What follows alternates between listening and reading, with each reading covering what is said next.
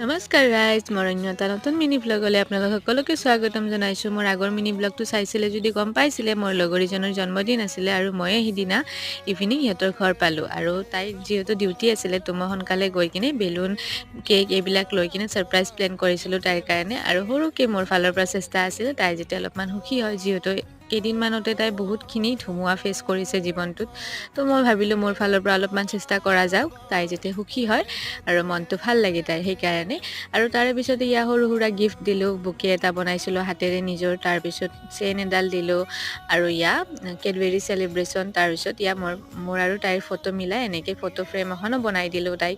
আৰু এইখিনিয়ে মোৰ ফালৰ পৰা সৰু এটা চেষ্টা আছিলে, তাই যাতে অলপমান ভাল লাগে মনটো, সেইকাৰণে। আৰু তাৰে পিছতো আজি যিহেতু মংগলবাৰ আছিলে সিদিনাখনে, তো আমি পনীৰ আনিছিলে তাই, তো দুয়োজনীয়ে মিলাই ইয়া পনীৰ বনালোঁ, দুয়োজনীয়ে পনীৰ বনাই খাই লৈ কিনে শুই থাকিলোঁ। আৰু আজি মিনি ব্লগটো এইখিনিয়ে, আজিলৈ বাই।